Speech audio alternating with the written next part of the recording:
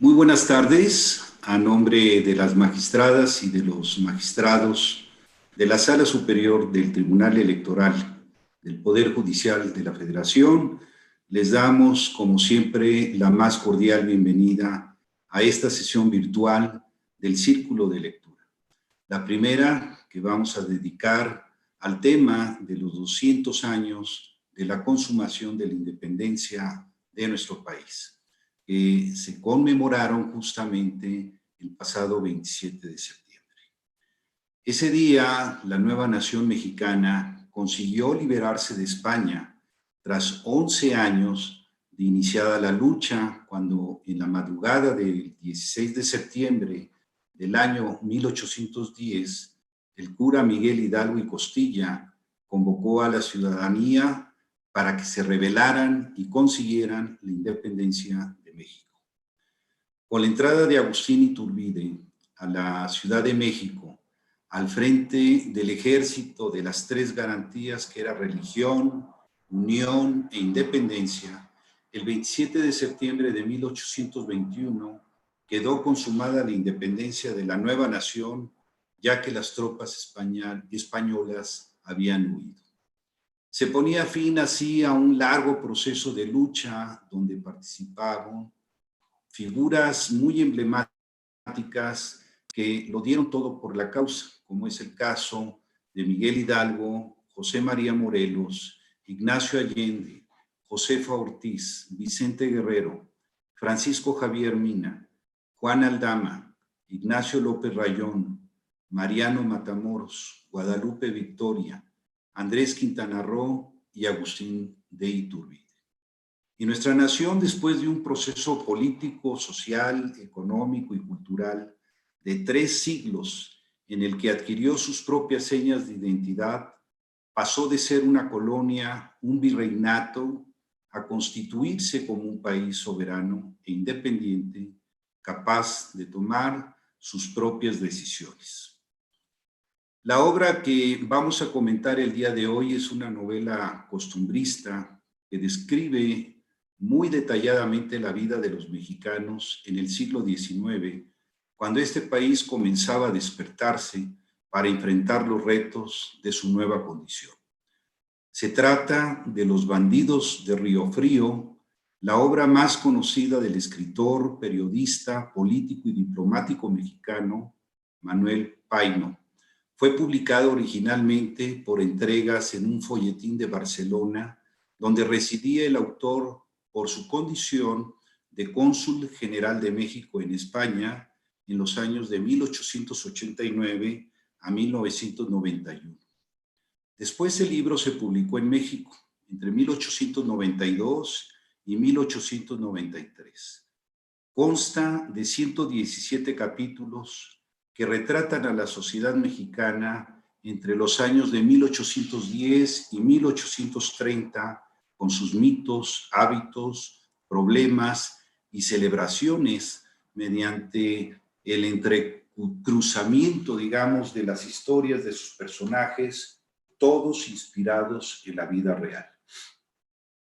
Hago un paréntesis para agradecerles a todas las personas que nos están siguiendo a través del canal institucional de YouTube del Tribunal Electoral del Poder Judicial de la Federación y de la cuenta en Facebook Live del editorial del Tribunal Electoral.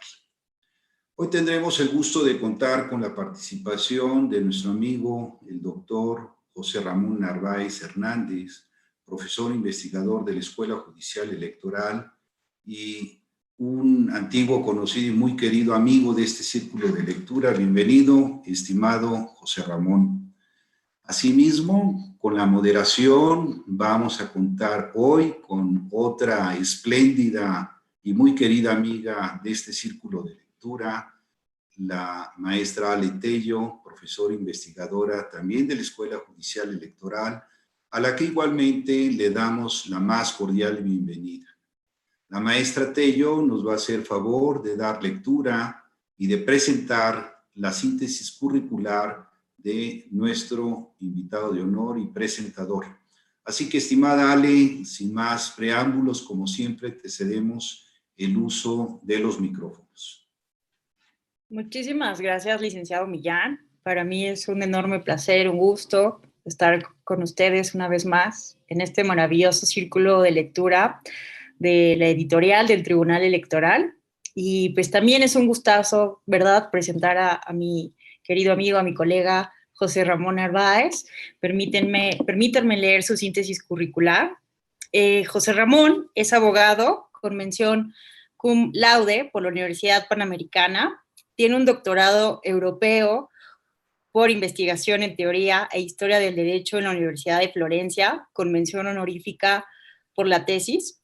Fue investigador en América y en Europa. Escribió para importantes revistas especializadas de diversos países. Es profesor de grado y posgrado en varias universidades, entre ellas la Universidad Nacional Autónoma de México.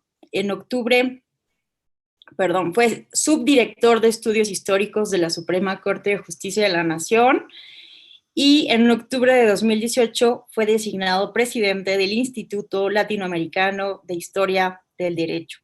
Ha publicado las siguientes obras: La persona en el derecho civil, Historia de un concepto jurídico, Breve historia del Ombudsman en México, Historia social del derecho y la justicia, Historia social de la defensa de los derechos en México y Problemas actuales de la historia del derecho en México como su coordinador. Actualmente se desempeña como profesor investigador de la Escuela Judicial Electoral. Y me parece que esta reseña que me compartieron se queda corta porque todos sabemos que José Ramón es un apasionado del análisis del derecho en el cine, en la literatura. Entonces, creo que será muy interesante justo escuchar lo que nos tenga que decir esta tarde José Ramón sobre esta interesantísima obra, ¿verdad? Entonces, yo le cedo, sin más preámbulos, el uso de la voz a José. Muchísimas gracias.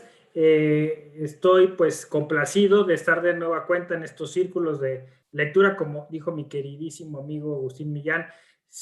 Pues de alguna forma estamos en la fundación de estos círculos, ¿no? De alguna forma estuvimos impulsando con muchas ganas y luego Ale se incorporó en algún momento y también ya es asiduo, así como muchos de los rostros que ahora veo aquí acompañándonos, que siempre están con muchas ganas de participar. Así que, de nuevo, Agustín, muchas gracias y mis deseos de recuperación pronta para Felipe Jiménez, que también considero es de los fundadores de esto y que está ahí en primera línea y pues ahora está con estos problemitas, ¿no?, de salud y que sirva esto como un signo, ¿no?, de nuestra buena vibra y deseo de que se recupere pronto. Y gracias, Ale, por la presentación. Me encanta que podamos hacer mancuerna. Creo que la Escuela Judicial Electoral se reconoce por tener perfiles como muy diferentes, ¿no?, muy plurales y habemos profesores y profesoras investigadores para todo, ¿no? O sea, hay quien pues le gusta más algún área y a nosotros nos gusta la relación con el arte y con la filosofía, ¿no? Entonces, yo casi me peleé por el Bandidos de Río Frío. O sea, yo dije, no, Felipe, quiero esta, no, nadie más va a presentar Bandidos de Río Frío más que yo.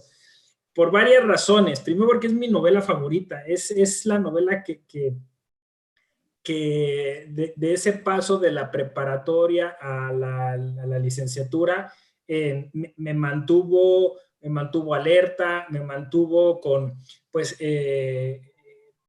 incluso yo creo, voy a decir una cosa que no había dicho nunca, quizá fomentó en mí la idea y el deseo de estudiar Derecho, ¿no?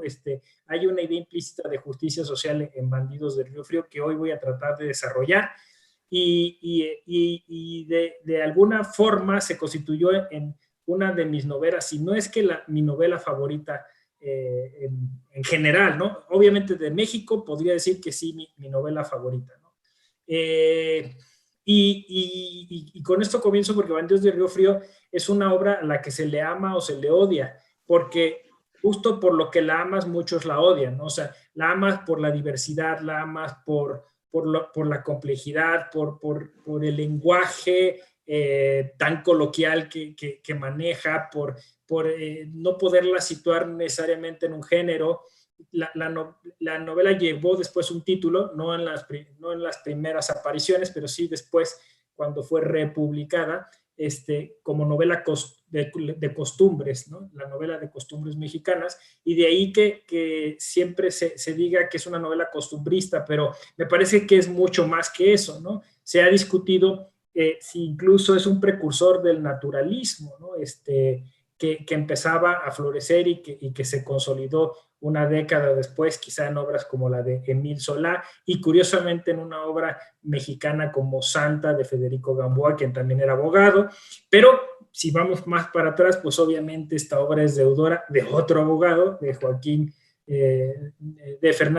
Fernández de Lizardi, que pues también de alguna forma hizo cosas que tienen que ver con las costumbres mexicanas, y por eso las relacionamos directamente, intrínsecamente, como una especie de línea del tiempo. Se sabe que, por ejemplo, Mariano Azuela tenía una especial fascinación por Bandidos de Río Frío, pero justo eso lo llevó a criticarla, deconstruirla, analizarla, y entonces ahí la línea se sigue extendiendo, porque entonces llegamos a la obra de Mariano Azuela, que también de alguna forma trata los temas políticos, sociales de México. Mi forma de abordaje que intenta ser distinta, justo por eso, porque lo otro lo pueden ir a ver a la red, lo pueden encontrar en las revistas especializadas. Yo tuve oportunidad de formar parte de un grupo, de un seminario en donde hacíamos historia del derecho, y yo traía como esta línea de la historia social del derecho. En ese grupo estaba Elisa Speckman Guerra, que ella justo trató estos estudios sobre criminalidad en el siglo XIX y XX, y donde aparece un texto ahí de Blanca Estela Treviño a propósito de Bandidos de Río Frío, y quiero abordarlo así, desde la historia social del derecho, que no es una materia muy común, muy acudida, porque los historiadores lo ven como algo extraño, o sea, pues cómo analizar este tema de la justicia y de las instituciones jurídicas, y los juristas lo ven como algo pues más bien lúdico, de hobby, más que algo pues realmente serio. Ahora vi que justo Agustín compartió algo de Istor, ¿no? Que hizo, en el que estuvo involucrado Garza Onofre y David Miklos y algunos otros colegas que trataron de hacer este cruce entre literatura, historia, problemas sociales, que me parece... bueno, y nuestro querido amigo Alonso Vázquez Moyers, ¿no? También está ahí incluido en ese título de esta revista. Bueno, entonces, mi propuesta es que lo abordemos desde la idea de bandidaje. Me voy a explicar. O sea, el título tiene o sea, es a propósito. O sea, Paino, voy a dar algunos elementos para entender más profundamente la perspectiva de Manuel Paino, ¿no? Manuel Paino escribe esta obra al final de su carrera, al final de sus días. Incluso se publica la última parte un año antes de que él fallezca. O sea, esto nos dice muchas cosas, porque efectivamente se trata de una especie de recuento, de rememoración, y él ya no siente, a mi parecer, tanto el peso de la crítica que pueda haber sobre su obra, quizá el de la posteridad, pero él ya no teme que lo puedan perseguir por esto, encarcelar o le quiten la chamba, ¿no? O sea, él ya está hablando desde esa certeza se va a oír así feo, pero del ocaso de su vida, en donde está reflexionando sobre eso. Primer dato. Entonces, si bien él hace una rememoración de todo el siglo XIX, en realidad esta obra se escribe a finales del siglo XIX y de un hombre de finales del siglo XIX que está reflexionando sobre eso.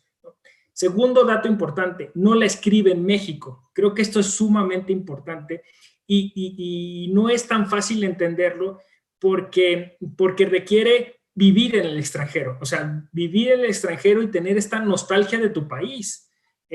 No sé, bueno, a veces este cliché del síndrome del jamaicón, ¿no? De esa anécdota de este futbolista que no jugó bien y su pretexto fue porque extrañaba el agua de Jamaica de su mamá. Pero, o sea, sí hay algo en los mexicanos, en la cultura, ¿no? Y si he de morir fuera de México, que me traigan a enterrar a México, ¿no? Entonces, toda esta idea, pues la representa muy bien Bandidos de Río Frío. O sea, Paino está con una nostalgia terrible escribiendo desde España, como ya nos lo hizo ver Agustín Millán, pues él dentro de todas sus múltiples facetas, porque era un hombre muy polisémico, muy dinámico, él es un diplomático y entonces está cumpliendo una función diplomática en Santander, empieza a escribir ahí, hace viajes a la capital, a Madrid, y eventualmente pues se hace cargo del consulado, bueno, de la representación diplomática ya en España, porque antes estaba en Santander, y desde ahí termina de escribir esta obra con un seudónimo en principio. Aquí se discute mucho los biógrafos si era justo porque le daba algún tipo de resquemor o escribir bajo su propio nombre y pues, sufrir un tipo de persecución política, pero no, es la costumbre de la época. Él ya había escrito otras cosas bajo otros seudónimos y es como una moda. A mí fíjense qué interesante, a mí me queda claro que si Manuel Paino viviera hoy, sería un influencer, ¿no? Y se llamaría así como, no sé, el perrito literato, o no sé, algo así. O sea, él tendría una cuenta alterna en la que él iría subiendo sus cosas, porque la preocupación de Paino más bien era de divulgador, en tanto que era periodista, y entonces el estilo, que es el que dije genera amor y odio, es ese, ¿no? Es un estilo ligero, es un estilo ágil, un estilo incluso como los liberales moderados de su época, con ganas de una paideia, o sea, con ganas de generar una crítica social, de llegar a la gente más menuda, ¿no? O sea, no está escrito para la alta clase mexicana. Eso está clarísimo y me parece que eso lo hace uno de los grandes literatos universales, porque es la pretensión que, por ejemplo, tenía Shakespeare, ¿no? Shakespeare está demostrado que escribía para el vulgo. Ahora es súper sofisticado y citar a Shakespeare es como citar pues eso, a un figurón de la literatura inglesa. En realidad Shakespeare escribía para la gente, ¿no? Sus obras eran representadas en el Teatro del Globo, que era un lugar popular, pero lo mismo podemos decir, no sé, de Beethoven, música creada para gente menuda, para gente común y corriente, ¿no? Y así me parece que podríamos ir repasando a estas y estos pensadores universales que justo tienen esta generosidad para tratar de conectar con un gran sector, un amplio sector de la sociedad. Eso, claro, hay biógrafos que dicen, pues le venía un poco de esa vena periodística, de esa vena que no pretendía en principio tener una gran obra, ¿no? O sea, es decir, iba a tener la novela de su vida, ¿no? De hecho, como sabemos, pues era un género que era la novela por entregas.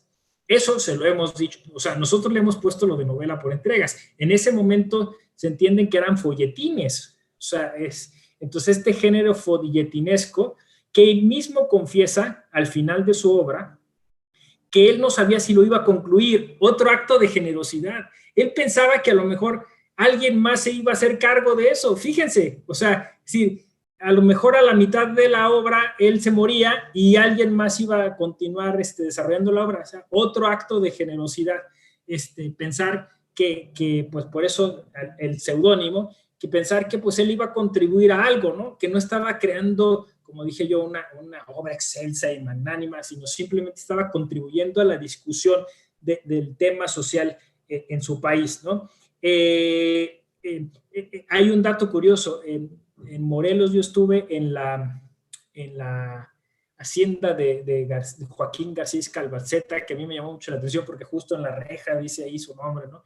Entonces este historiador utilizó el Bandidos de Río Frío para crear un diccionario con el slang mexicano, ¿no? Es decir, no solo Manuel Paín hizo una gran obra, sino que además contribuyó a la filología, ¿no? de lo mexicano. Y esto no solo a nivel gramatical, sino a nivel semiótico, porque la cantidad de personajes, la cantidad de cosas que él plasma es tremenda, ¿no? Entonces, él casi hace una cosa historiográfica, el mercado del volador, incluso cuando hicimos historia social de la Suprema Corte, hace unos 15 años con Salvador Cárdenas, y ustedes lo pueden rastrear, hay muchas cosas de historia, de la cultura jurídica del siglo XIX, todos estos textos que hicimos, tomamos como referencia a Paino para reconstruir cómo eran los ambientes de la época, ¿no? Cómo es que el volador estaba cerca de la Suprema Corte, qué pasaría con los ministros cuando salían de ahí, y eso conecta con un montón de cosas de la época, ¿no? Las peluquerías, las pulquerías o las pulcatas, APAN, los llanos, el tren, aquí justo tengo un libro que estoy leyendo sobre eso.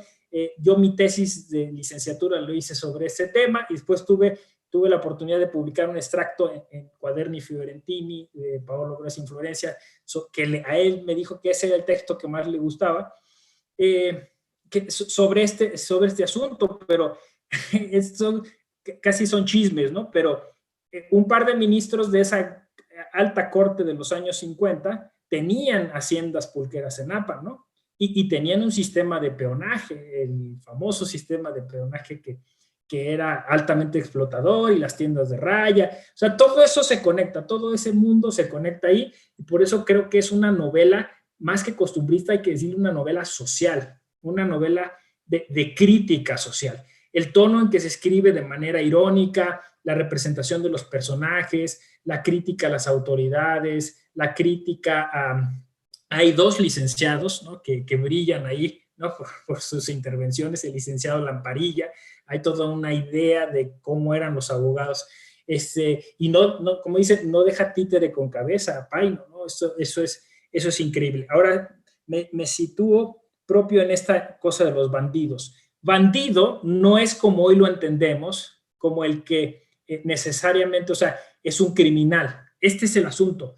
El bandido es el que está contra el sistema. O sea, es un personaje antisistémico.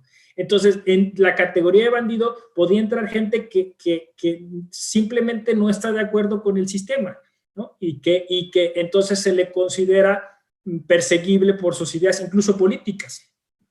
Entonces, esto está demostrado por diversos historiadores e historiadoras, porque, por un dato preciso, porque la imagen que Paino utiliza para construir su obra es la de los plateados de Morelos.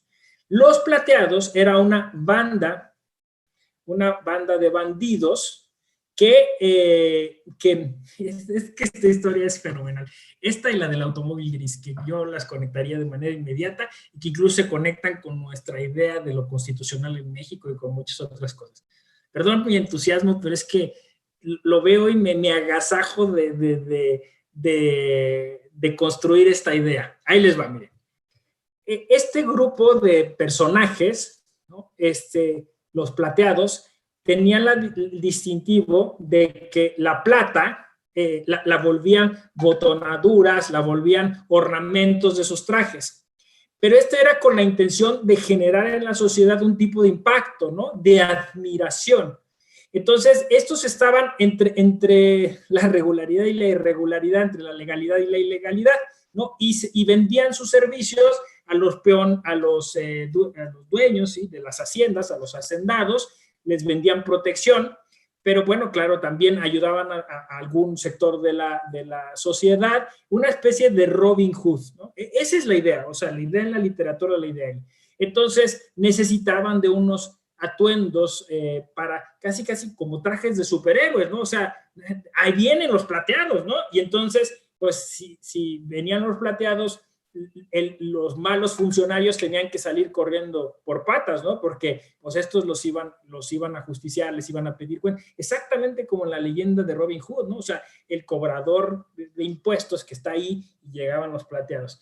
Y entonces pues empezaron a tener esta función muy peculiar, muy complicada, porque pues a veces seguramente al tomarse la ley por propia mano, pues a veces cometían una que otra injusticia. El chiste es que en algún momento Juárez los identifica y Juárez les pide a los plateados que empiece a ser limpia de los poblados donde tenía enemigos políticos, los conservadores, ¿no? Entonces Juárez manda a los plateados a saquear algunos pueblos, a meter orden en otros, ¿no?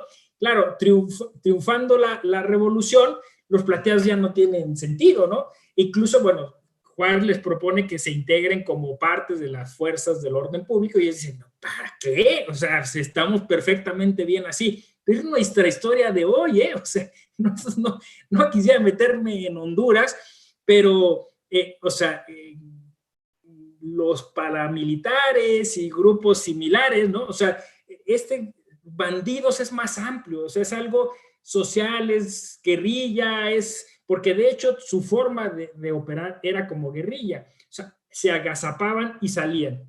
Claro, muchos otros grupos imitaron a los plateados con otros fines, y justo esto es lo que detona una especie de leyenda que toma Paino para situarla en una ruta que es complicadísima, la ruta de Veracruz a México, la ruta por la que entró Cortés, ¿no? La ruta privilegiada que lleva al mar, ¿no? En ese entonces incluso se discutía la creación de un nuevo estado, ¿no?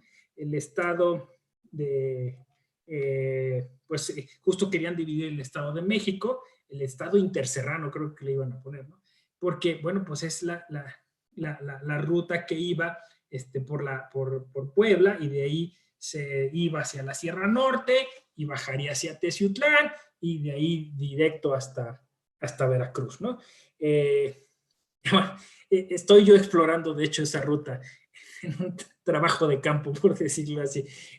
Muy, muy interesante, muy geográficamente muy atractivo, como es toda esa leyenda que generó ese lugar. Hay biógrafos, hay historiadores extranjeros que vinieron con Maximiliano que dieron cuenta de efectivamente todo lo que sucedía ahí, ¿no? Pero aquí lo interesante, esto es lo interesante de nuestra cultura política mexicana, ¿no? Todo mundo sabía lo que sucedía en esa ruta y nadie hacía nada, ¿no? O sea, como hoy día que si todo el mundo sabe dónde se venden las drogas, todo el mundo sabe dónde está el narcomenudeo, pero ¿por qué nadie hace nada? Pues porque había connivencia, o sea, había autoridades involucradas, era parte del show, ¿no? Un poco me recuerda ese cuento famoso de Borges, La piratesa Chin, ¿no? O sea, la leyenda del dragón y la zorra, ¿no? El dragón llega y le exige a la zorra que siga haciendo su trabajo robando los gallineros, pero que siempre por la noche vuelva bajo su ala, ¿no? Y después de entender el general o el militar inglés esta indirecta, le dice perfectamente, yo te voy a mandar el itinerario de qué pueblos tienes que ir a saquear, ¿no? Entonces, un poco esta idea de bandidos, o sea, es una idea potente que habría que seguir analizando, pues porque habla de esto que podemos llamar crimen institucional.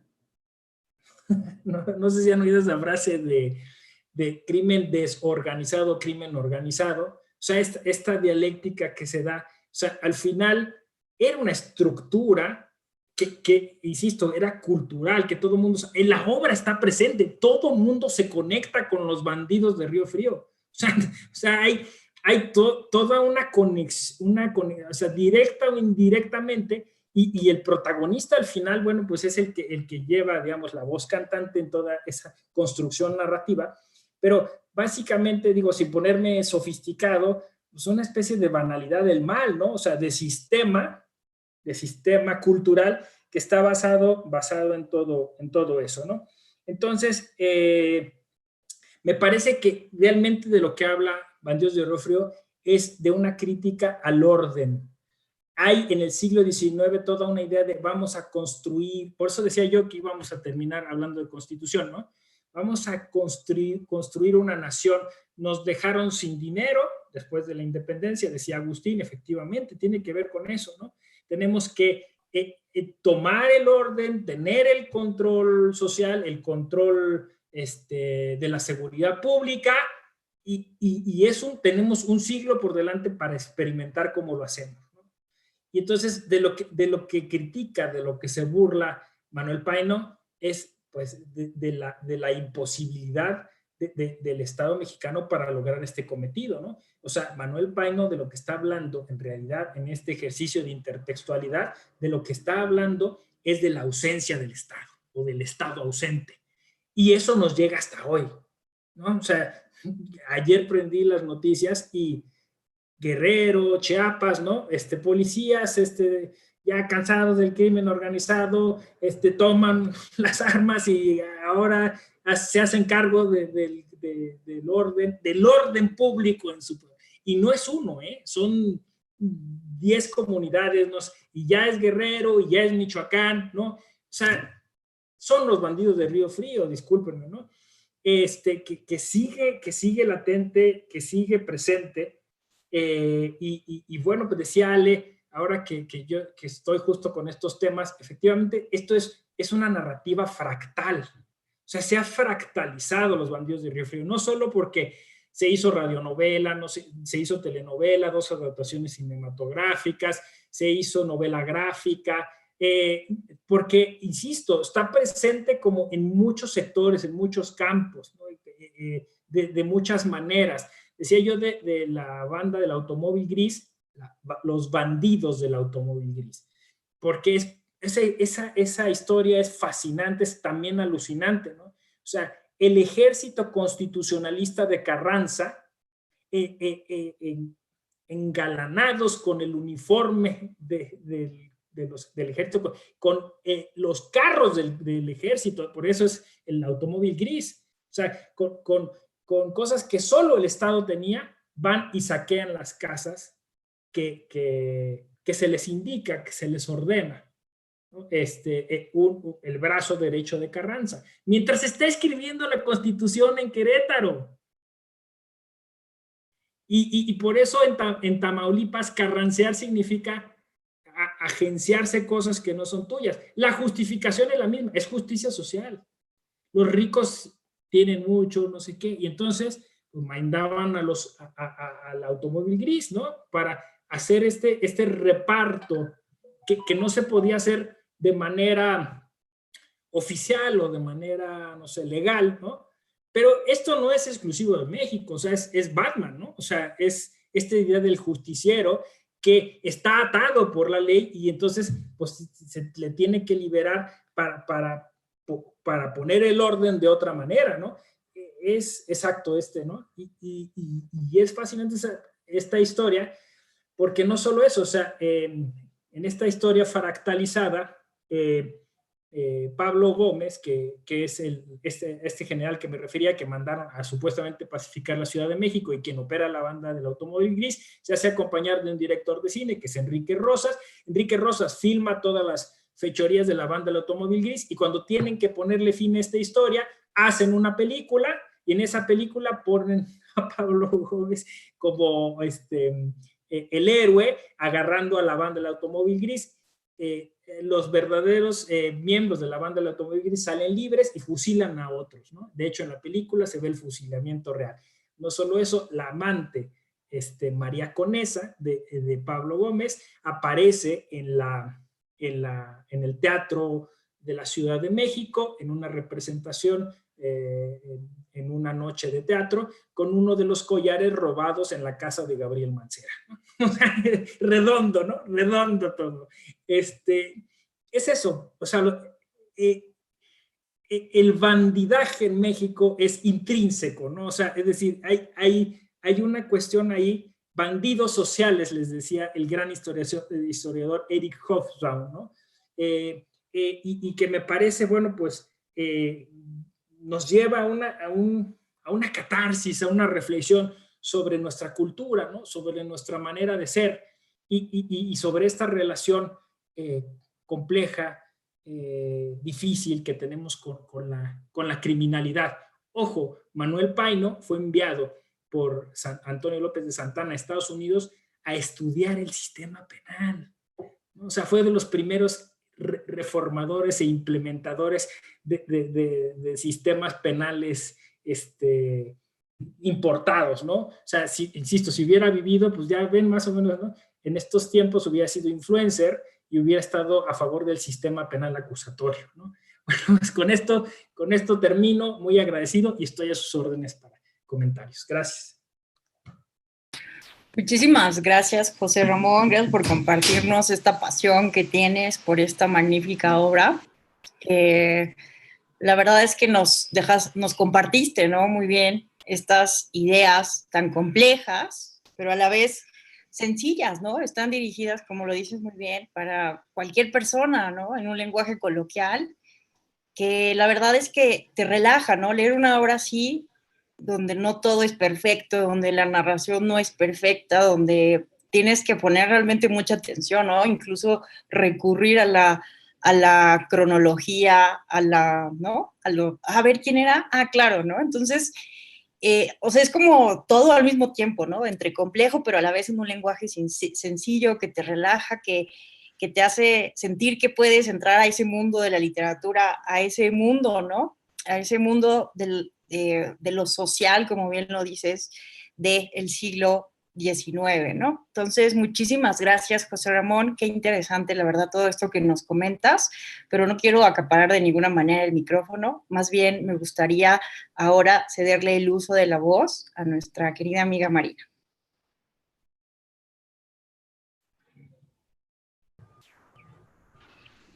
Hola Ale, muchas gracias, buenas tardes a todos.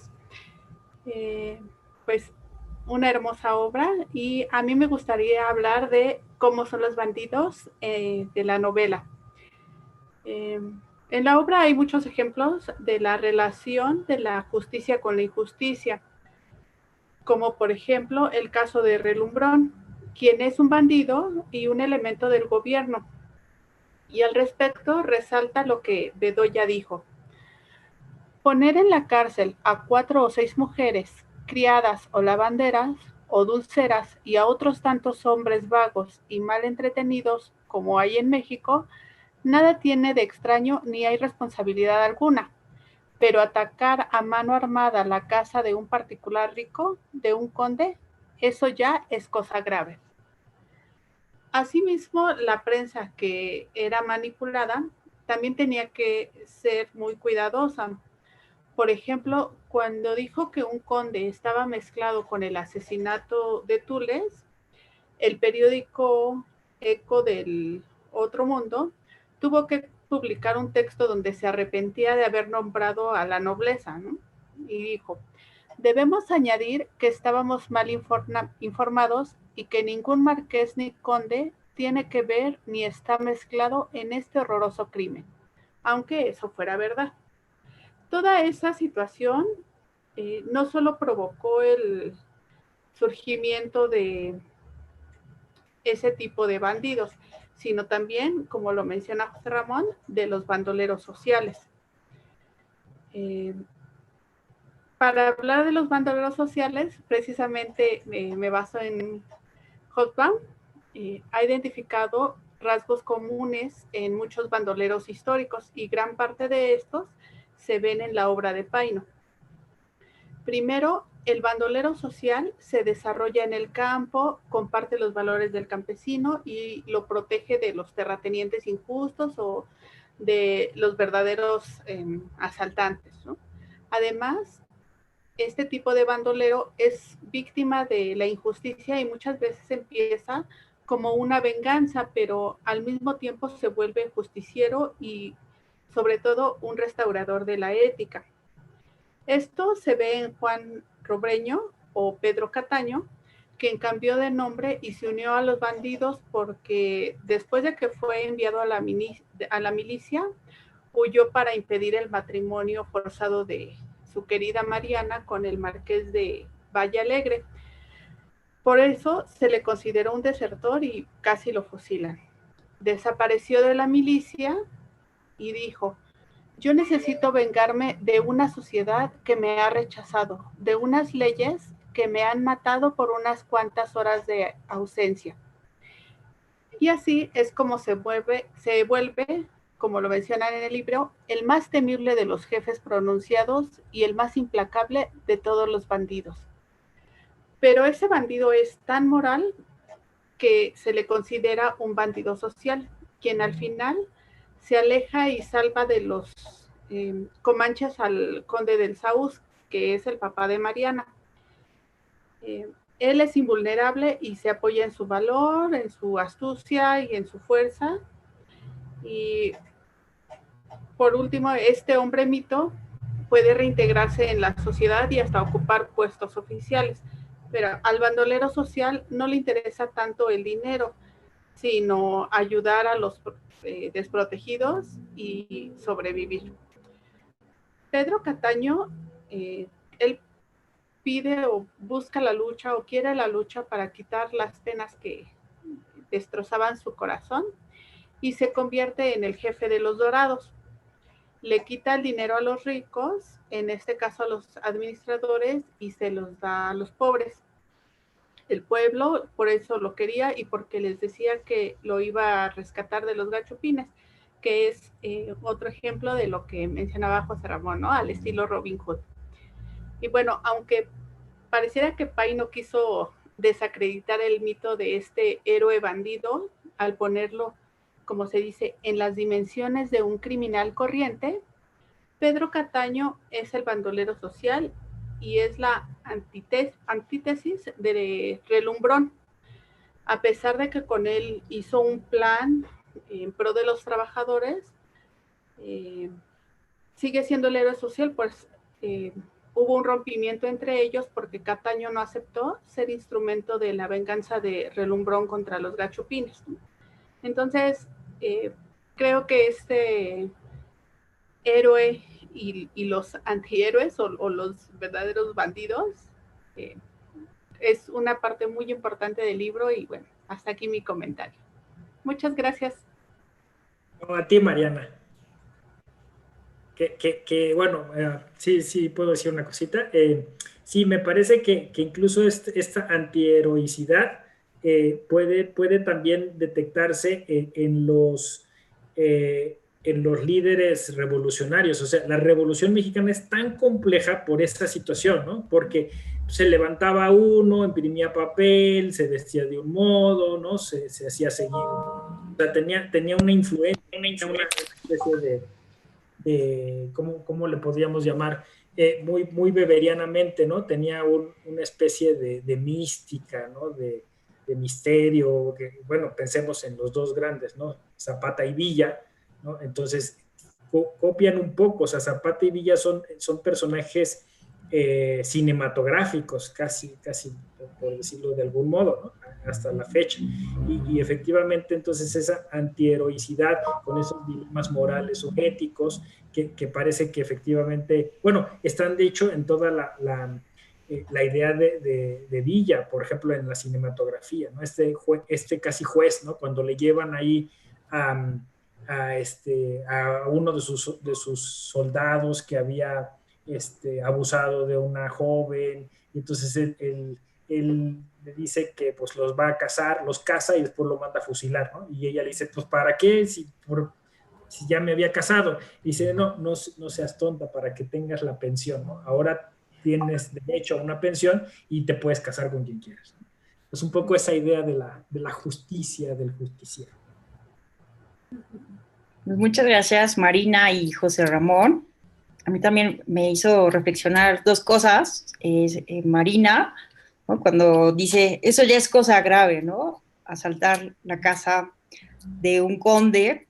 También recuerdo, ¿no? En una parte del libro cuando se asalta el camino, pero vienen ingleses, ¿no? Y ahí se hace un conflicto internacional, ¿no? Entonces ya en esta parte ya se hace grave, ¿no? Porque como dice José Ramón, todo el mundo sabe que ahí asaltan, que ahí roban, Entonces lo único que hacen es ya no llevar tantas pertenencias, ¿no? Solo algunas monedas de cobre, pero ahí está como, ¿no? Hay ciertos niveles de gravedad. Puedes robar a algunas personas, pero ya el Estado interviene cuando ya se agrede a los muy ricos o a los extranjeros, ¿no? Entonces eso es como algo interesante de subrayar. Luego también Marina me hizo como pensar, también José Ra, ¿no? Cuando hablan de los bandidos, también que hay cierta ética de ladrón, ¿no? Que se ve en la obra, acuerdan entre los ladrones, ¿no? Bueno, estos no hay que matarlos, hay que respetar a los cocheros, no sé, entonces como que eso también está interesante abordar, ¿no? La ética del ladrón. Muchas gracias, Marina, por tu comentario. Voy a ceder ahora el uso de la voz a Marcela Lagos. Hola, ¿qué tal a todas y a todos? Qué gusto verlos aquí en una sesión más. Bueno, a mí me parece importante volver respecto a esta obra que estamos comentando hoy, a lo que ya comentaba José Ramón, ¿no?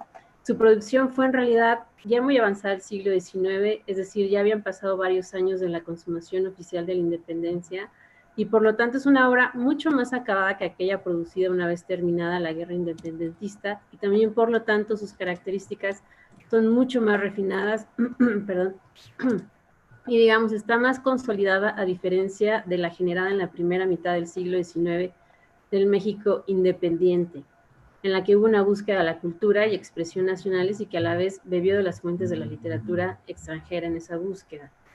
Esta mención me parece importante para que no se tenga la idea de que, bueno, México se independizó y ya de pronto teníamos una expresión nacional, pues en realidad esto tomó varios años, ¿no? Para su configuración. Entonces, después de la independencia, México inició una etapa prolongada de luchas ideológicas contrarias que pretendían cada una la configuración de la nueva nación. En este periodo, en consecuencia, no sería un lugar fértil para la producción literaria y como resultado reuniría los testimonios de escritores en la búsqueda de sus aspiraciones estéticas. En ese contexto se fundó la Academia de Letrán, que tuvo como propósito nacionalizar la literatura, y los periódicos fueron el medio por el que sus discípulos divulgaron la naciente producción mexicana. Manuel Paino fue uno de ellos, fue miembro de la Academia, también publicó en varios periódicos de su tiempo, pero la obra Los bandidos del Río Frío, como ya comentaban, fue escrita en el tercer tercio del siglo XIX durante su estancia en España y fue publicada, bueno, según mis datos, en 1893 en Barcelona. Para entonces, Paino ya tenía un largo camino recorrido en la política nacional y estaba realizando funciones de cónsul en aquel país, como ya mencionaba el licenciado Millán en su introducción, por lo que esta obra es una especie de memoria de su vida en México y de su experiencia como funcionario público. Aquí en México, el periódico Imparcial entregó a sus suscriptores esta novela a modo de folletín, es decir, por entregas. La estructura de la obra, con división de capítulos muy cortos con permanente suspenso, le permitió ser publicada de ese modo. Aquí en México ya existe una larga tradición de publicaciones de novelas cortas por entregas, por lo que su divulgación fue de algún modo natural, pero se distancia de ellas en que no tuvo una constante reconfiguración a partir de la aceptación de los lectores para fomentar la necesaria suscripción y venta de ejemplares. En su novela, Paino refleja las instituciones de gobierno y la burguesía, de las primeras al manipular la información y de la segunda por aprovechar su posición para subir en la escala social y satisfacer sus propios intereses. Con esto me parece que se aleja de uno de los ideales del romanticismo fecundado del siglo XIX. Además, los retratos que Paino elabora acercan a la novela al costumbrismo y con ello se apega a la finalidad de la nacionalización de la literatura mexicana. Hace un retrato panorámico de las clases sociales que va desde las altas con las prácticas traídas del extranjero hasta las bajas con las costumbres populares que a mí me recuerdan las litografías de Casimiro de Castro o la obra Los mexicanos pintados por sí mismos con los pulqueros o los jicareros, por ejemplo. La caracterización también la logra con las distintas maneras de hablar de cada personaje que ya mencionaba Narváez en su intervención, lo cual es algo muy característico de las obras de este corte. Con ello me recuerda también, por ejemplo, a la obra de José Tomás de Cuéllar, Baile y Cochino, aunque se distancia mucho de la historia, ¿verdad? Pero bueno, así en su novela recoge el testimonio del resultado del choque de dos culturas, por ejemplo, la sustitución de Tonantzin por la Virgen María, y del proceso ya en la vida independiente de la incipiente y cada vez más extendida extranjerización de las costumbres nacionales de finales del siglo XIX, y que en esa época tendrían un mayor auge, ¿no?, cuando fue publicada esta obra. Creo que de esta obra es posible hablar desde diferentes perspectivas, pero bueno, en mi participación me pareció importante rescatar que este libro tiene una gran riqueza descriptiva de la cultura mexicana decimonónica. Me parece que es un claro ejemplo que con ella ya se puede hablar de una identidad nacional, evidenciada en la caracterización de sus personajes y sus situaciones, y bueno, me parece un gran trabajo literario que cumple con la búsqueda de la creación de la literatura nacional ocurría después de que México obtuviera la independencia del Imperio Español, que justamente es motivo de este módulo. Y esa es toda mi participación. Muchísimas gracias, Marcela. No sé si quieras comentar algo, Joserra. Sí, muchas gracias, Marcela. Muy interesante porque vamos sumando visiones y vamos haciendo una amalgama de cosas y así resulta un cuadro más completo, ¿no?, sobre el autor y su obra. A propósito de lo que decías, Ale, en el comentario a Mariana, habría que también recordar que Paino se desenvolvió como espía en el 47, ¿no? O sea, estuvo en la guerra contra los Estados Unidos y entonces él manejaba ese correo pues clandestino para ganar la guerra, ¿no? Entonces también abona un poco a este imaginario sobre esa folletinesca de la época, pues muy de corte francés o victoriano en Inglaterra, con personajes como Judex, ¿no?, que surgieron ahí, o más conocido Fantomas, que después lo mexicanizamos afortunadamente, y ahora otro que llega también a las pantallas de las series de televisión, Lupin, que es un ladrón, un bandido social, ¿no? Fíjense otra vez la narrativa fractal. Entonces también en México en el 19 se leía ese tipo de personajes y después en el siglo XX lo llevamos a la historieta mexicana y como digo, lo volvimos mexicano a Fantomas, pero pues parece que Paino era un poco en algún momento de su vida una especie también de bandido él, ¿no?, contra un sistema extranjero e invasor. Entonces, depende de dónde te coloques, depende de dónde estás, pues puede ser que seas ahora el perseguido, ¿no? Que por ejemplo está en la cinematografía mexicana en El Compadre Mendoza, ¿no? Cuando llegan a la casa del Compadre Mendoza, él tiene ahí listos los retratos de los diferentes líderes que podían hacerse del poder y pues los va cambiando conforme van llegando los distintos grupos, ¿no? Esta obra maravillosa de Fernando Fuentes que la Filmoteca de la UNAM restauró. Entonces, un poco esto que ahora en la cultura política universal llamamos el gatopardismo, ¿no? Entonces, depende quién esté, pues tú te ibas de ese lado, porque si no corrías el riesgo de convertirte en bandido, ¿no?, de opositor. Y bueno, pues un poco eso ilustra lo que decía también Marcela, que me gustó mucho y que me pareció muy acertado, a propósito de la variedad de personajes y los lenguajes que manejaban y la riqueza idiomática, y lo que muestra que es algo que es como una cosa que tenemos muy arraigada en México y que, bueno, después por el influjo cultural que tuvimos en América Latina, pues se reconoce en México un poco a partir de esa variedad de acentos, de esa variedad de formas de referirnos, de esa metonimia que tenemos para la construcción de cosas, el juego de palabras, el albur, ¿no?, que está presente ya en la obra de Manuel Paino y que pues después sirve de pretexto, por ejemplo, a Octavio Paz en El laberinto de la soledad para delinear toda esta cosa de las máscaras. Entonces, yo creo que de aquí, de Bandidos de Río Frío, tendríamos que saltarnos a la visión de Que viva México, de Eisenstein.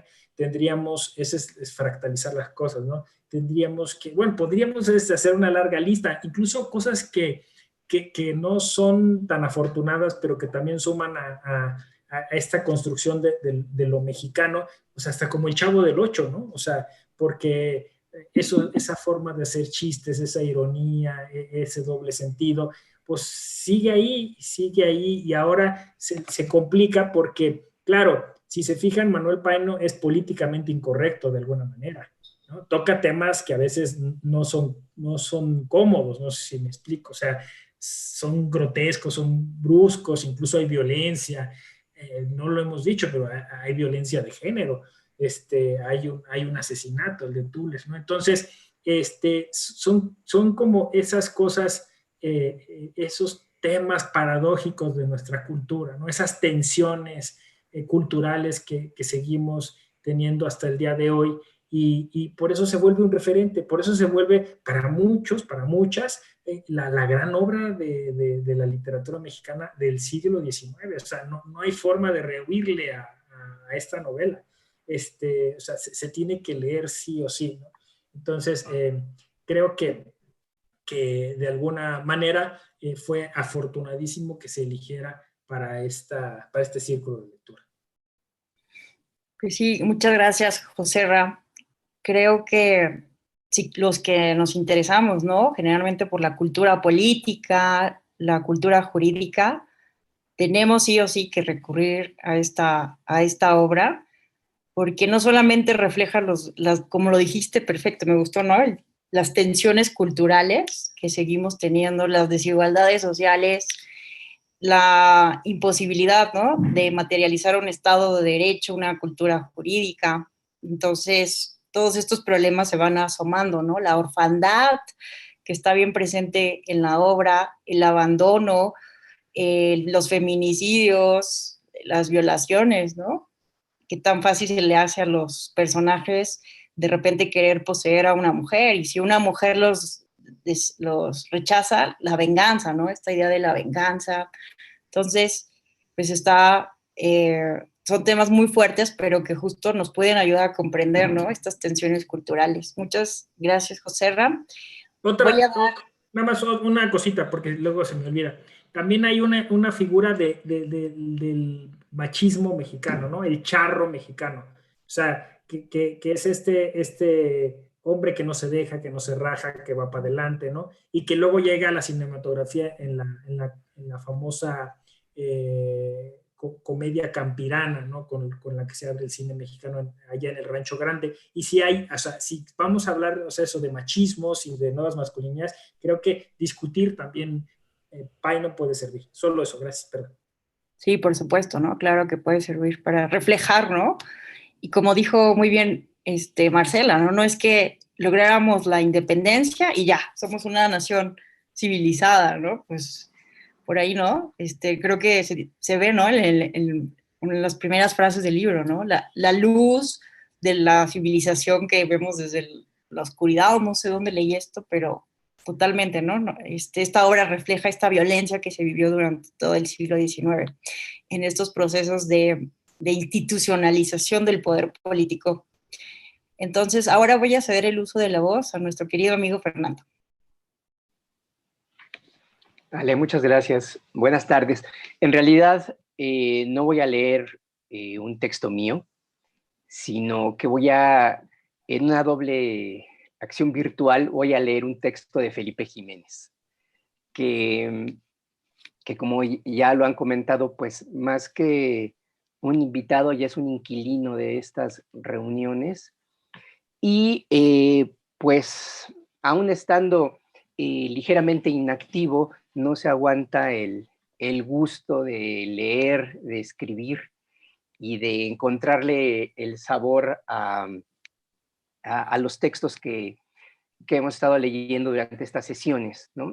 Entonces, bueno, para quien ya conoce a Felipe Jiménez, me disculpará que no logre sus inflexiones o le dé la sazón al texto, pero voy a tener el gusto de leerlo. Bueno, aquí comienza el texto de Felipe. Hay muchas cosas que me parecen muy interesantes de la obra que comentamos hoy. Por ejemplo, la manera completamente anónima en la que el autor se refiere al presidente de la República, del que no sabemos de quién se trata ni se da ninguna pista al respecto.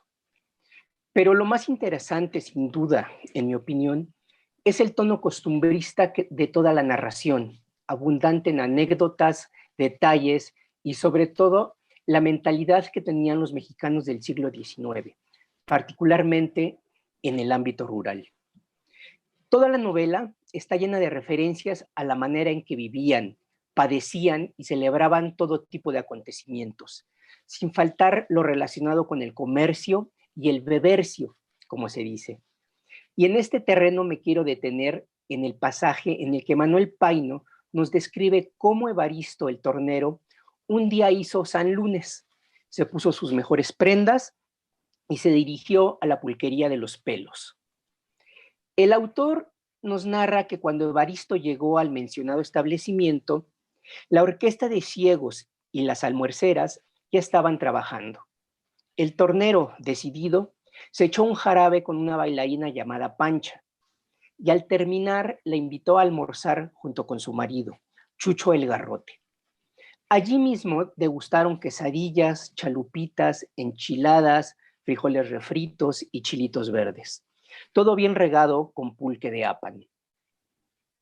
Como explican Carolina González Espinosa, Noemí Vega Lugo y Jorge Hurtado Piña en su investigación La Ruta del Pulque, la hacienda de Apan era una de las 23 haciendas pulqueras del altiplano de Hidalgo, que surgieron a finales del siglo XVIII debido principalmente a que las condiciones del terreno plano y cultivable eran idóneas para sembrar los magueyes. En tiempo de la lucha por la independencia, estas haciendas fueron saqueadas e incendiadas por los insurgentes y los realistas, y también sirvieron como cuarteles. Algunos hacendados emigraron a otras ciudades, como el caso del conde del Valle de Orizaba, propietario de vastas extensiones de terreno en los valles de Apan y Tulancingo, a las cuales rentaban a vecinos de la comarca. El pulque se producía también en los estados de Tlaxcala, México, parte de Puebla y los alrededores de la Ciudad de México. Para el siglo XIX, el pulque ya era la bebida típica para acompañar las comidas y el producido en los llanos de Apan tenía la fama de ser el mejor. Antiguamente, una hacienda pulquera contaba con mayordomos, tlachiqueros, cocineras, trabajadores agrícolas, ganaderos, guardias forestales y caporales, entre otros oficios. Las cocinas de las haciendas merecen mención especial debido a las grandes dimensiones que tenían. Contaban con un horno de leña para cocer el pan, varios filtros para el agua. Sobre las paredes lucían colgados gran variedad de jarros de diversos tamaños, formando círculos y otras figuras geométricas. En el centro se ubicaba el brasero circular para su mejor aprovechamiento, y enfrente de esta, la cocina de humo, en la que se preparaba el nixtamal que servía para la elaboración de las tortillas. Generalmente en la parte trasera de la casa, algunas veces fuera de la barda, se encontraban las trojes para almacenar cebada, maíz y pastura. Además, se contaba con agosteros para que pastara el ganado y tinacales, donde se elaboraba el pulque, lugar que solía tener una cruz de madera sobre un pequeño altar ocupado por figuras de la Mayagüel de Tochtli, deidad del maguey. Estas haciendas se dedicaron tradicionalmente a cultivar magueyes y producir aguamiel y pulque por medio de un sistema que consistía en procesar el aguamiel hasta llegar a la bebida fermentada favorita en aquel entonces. La planta del maguey cuenta con más de 200 especies en México, todas caracterizadas por sus hojas llamadas pencas con espinas laterales. En la gran diversidad de magueyes destaca el xoxoctic o verde limón, que crece hasta 3 metros, produce excelente aguamiel cargado de azúcar y sirve para la elaboración de un pulque fino. Otra clase de maguey verde produce un líquido amarilloso y desabrido que permite la elaboración de pulque más fuerte. El pulque es el resultado de un proceso de fermentación natural del aguamiel extraído del maguey, que en la época prehispánica era ofrecida a los dioses, la bebida de los sacerdotes, y se utilizaba en diversas ceremonias, como de la lluvia, la recolección, matrimonios y también sepelios. Los otomíes, mixtecas y totonacas fueron grandes devotos de esta bebida, mientras que los mexicas le atribuían un origen divino. El pulque incrementó su producción al popularizarse en el país, siendo el principal mercado la Ciudad de México. El proceso de preparación del pulque inicia con el capado, retirar el huevito o yema vegetal para evitar que nazca su quiote o tallo floral. Después, el centro del maguey se deshoja, se deja descansar por 6 meses y se procede a desgastar el cogollo con un raspador a través del cual se escurrirá la savia dulce del maguey llamada aguamiel. Este líquido se extrae por succión con ayuda de una cocote, calabaza grande con orificios en los extremos, 2 veces al día. Es cuando el llamado tlachiquero raspa el maguey para que siga drenando. La planta produce entre 3 y 6 litros. En toda su vida productiva puede llegar a producir de 500 a 1000 litros. El aguamiel se conserva en tinas de madera de 8 a 30 días para que fermente. Si se quiere acelerar el proceso, se le agregan residuos de un pulque anterior llamado semilla. Esta bebida puede mezclarse con frutas, verduras, en un proceso que se llama curar el pulque. Así, puede consumirse pulques curados de piña, plátano, mamey, melón, naranja, papaya, sandía, jitomate, apio, albahaca, etc. Además del pulque, a partir del maguey en la región de Apan se obtienen muy preciados productos culinarios. En primer lugar tenemos los gusanos que se encuentran en la penca y en las raíces del maguey y que son rojos, blancos y larvas de hormigas. Los primeros se llaman chinicuiles, los segundos gusanos blancos y los últimos escamoles. Los gusanos blancos, denominados meocuil, son una oruga de mariposa que deposita sus huevos en las hojas del maguey. Son muy preciados y costosos y se preparan tostados, en ocasiones acompañados de guacamole. Nacen en la temporada de calor, principalmente en el mes de mayo, y se encuentran debajo de las pencas en la parte más gruesa de la hoja del maguey y cercana al tronco. Los gusanos rojos son llamados chinicuiles o tecol. Viven en los troncos del maguey o en la raíz de la planta. Se consideran dañinos para el maguey porque impiden su desarrollo. La temporada en que salen estos gusanos es cuando cesan las lluvias, en el mes de octubre. Su reproducción fuera del maguey es sencilla, siempre y cuando se les dé de comer cada 5 días trozos de tortilla o de pencas de maguey. Para encontrar los chinicuiles es preciso llegar hasta la piña o raíz de la planta. El valor nutrimental de los chinicuiles equivale a las grasas de las carnes frescas.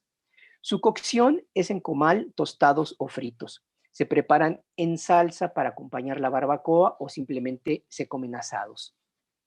Los escamoles o larvas de las hormigas se reproducen en la base del maguey, bajo tierra.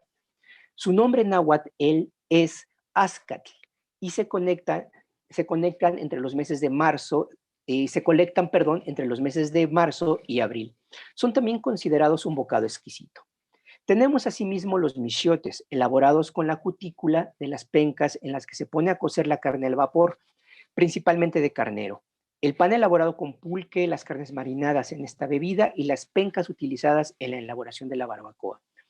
Esta técnica de cocción prehispánica primero fue utilizada por los mayas y posteriormente por los mexicas. Consiste en hacer un horno bajo, es decir, un hoyo en la tierra en el cual se colocan brasas de leña y sobre ellas planchas de piedra que se calientan a elevadas temperaturas. Sobre las piedras se colocan los alimentos que se van a cocer, envueltos en pencas frescas de maguey que evitan la fuga de calor y la pérdida de vapor de los líquidos de las carnes, haciendo que el alimento quede suave y jugoso.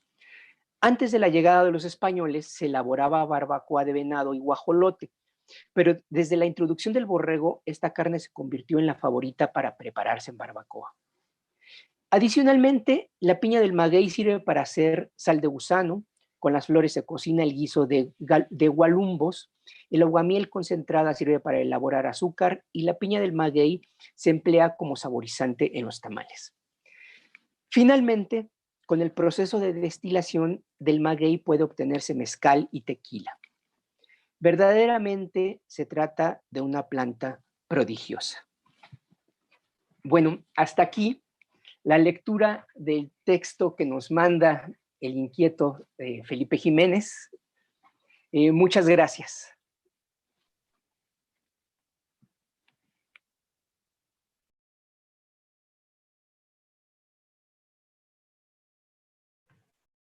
No se oye, Ale. Un micro, Ale. Perdónenme. Muchísimas gracias, Fer, por ser el mensajero, el emisario de nuestro gran amigo Felipe, que siempre nos agasaja con su conocimiento culinario, ¿no? Con sus entradas en Axis muy frecuentes, ¿no? De las recetas del Don Quijote de la Mancha, y ahora, pues, ilustrándonos sobre el pulque, ¿no? No sé ustedes, pero a mí ya se me antojó los frijolitos, los chilitos que se relatan en la historia, y un pulque, ¿no? Con estos también, o un mezcal con una sal de maguey. Le mandamos saludos a Felipe, y no sé tú qué opinas, José Ramón, pero deberíamos de mandar el texto a Axis para que se publique. Está muy, muy, muy bueno, muy interesante. No sé si quieras comentar algo, José Ramón. No, nada más justo eso, ¿no? Que lo malo de los textos de Felipe es que abre el apetito, ¿no? Exacto. O sea, la descripción de la barbacoa. Y sí, justo eso, ¿no? O sea, miren, no les miento, o sea, estoy con el tema de APAN. Justo ese fue mi tema, como decía, de tesis. Y entonces, todo esto de la cultura del pulque, los gusanos de maguey, yo soy del estado de Hidalgo, ¿no? Entonces, chinicuiles, yijis, escamoles, chicatanas y no sé qué otras cosas se comían en el Valle del Mezquital, donde crecí, ¿no? Aunque hoy, bueno, curiosamente ayer hubo una polémica sobre eso, ¿no? Porque no sé si leyeron una propuesta de Doring, este diputado, que decía así como que por respeto a las costumbres culinarias, pues eso, como tradicionales, pero lo decía como en un tono un poco despectivo y por eso se generó la polémica, ¿no? O sea, diciendo, comer insectos es un asunto cultural, no necesariamente de nutricional o no sé qué, y pues obviamente todos los defensores de la culinaria tradicional mexicana, que está muy ligada a esto que acaba de decir Felipe, pues se le fueron encima, ¿no? Bueno, pues no, eso es lo que iba a decir, que sí hay que mandarlo a Axis. Sí. Ahí no te encargamos, Fernando, que nos los compartas para mandárselo a nuestro querido David Miklos, coordinador de Axis. Bueno, entonces consulto a todos los presentes, a las presentes, si alguien más quisiera hacer algún comentario, reflexión o pregunta, José Ramón. De no ser el caso, te pregunto a ti, José Ramón, si quisieras hacer algún comentario final de cierre. Solo agradecer la invitación y los comentarios, los textos que escribieron para compartirlos aquí. Eso tiene que ser compartición. Y pues nos llevamos ahora una lista de cosas para ver, analizar, leer, y de eso se trata estos círculos, ¿no? De incentivar la curiosidad y relacionarlo con nuestra cultura y nuestras cosas y nuestra democracia. Muchas gracias a todas y a todos. Gracias a ti, José Ram. También invitamos a Marcela, a Marina, ¿no? que también escribieron textos para participar en este círculo de lectura, que nos compartan para publicarlos junto con este texto de Felipe en Axis. Creo que son magníficas colaboraciones justo para reseñar la obra. Y pues gracias, José Ramón, y gracias a todas y a todos. Fue un excelente círculo de lectura. Creo que nos dejaste ver lo complejo de esta obra, pero también lo rico, ¿no?, de nuestra cultura, la complejidad, las contradicciones que forman parte, ¿no?, de lo mexicano, de ser mexicano. Muchísimas gracias, José Ramón. Entonces yo pasaría los micrófonos a nuestro querido licenciado Millán. Gracias, Ale, querida. Muchas felicidades a nuestro presentador, el doctor José Ramón Narváez, y por supuesto que destacamos también la muy acertada participación y conducción de Ale Tello en su calidad de moderadora. Muchas gracias nuevamente, querida Ale. Vale la pena subrayar que, de acuerdo con Robert Douglas, uno de los mayores especialistas en Paino y su obra, en el texto de Los bandidos de Río Frío, figuran cerca de 200 personajes, entre los cuales sobresalen, ya sea por su personalidad o por lo poderoso de sus historias, Baristo, Jipila, Pascuala, Cecilia, el licenciado Lamparilla, referido por José Ramón, el licenciado Olañeta y Moctezuma III, entre muchos otros más. Y a la profusión de estos personajes se suma, sin lugar a dudas, la extraordinaria variedad de historias, sus complejas ramificaciones y así como el peculiar orden en que los hechos se relatan, lo que hace de esta novela una pieza muy notable, que es la tensión que se sostiene justamente en este ir y venir de los personajes en el tiempo, en las rutas que se cruzan de una manera muy inesperada, en los extravíos, las huidas, los reencuentros o en un momento dado las propias rectificaciones. Pues con esta reflexión yo quisiera, antes de despedirnos, informarles a todas y a todos que el próximo jueves 11 de noviembre, a las 6 de la tarde, ya como es habitual, dentro de nuestro bloque de 200 años de la consumación de la independencia de México, vamos a tener la oportunidad de comentar la obra que se lleva como título La vida en México, de Frances o Francisca Erskine Inglis, también conocida como la Madame Calderón de la Barca. Le solicito ahora a mi compañero Alberto Banderas que nos muestre, por favor, en pantalla los reconocimientos que se han preparado para nuestro ponente y para nuestra moderadora y que les vamos a hacer llegar en breve en formato físico.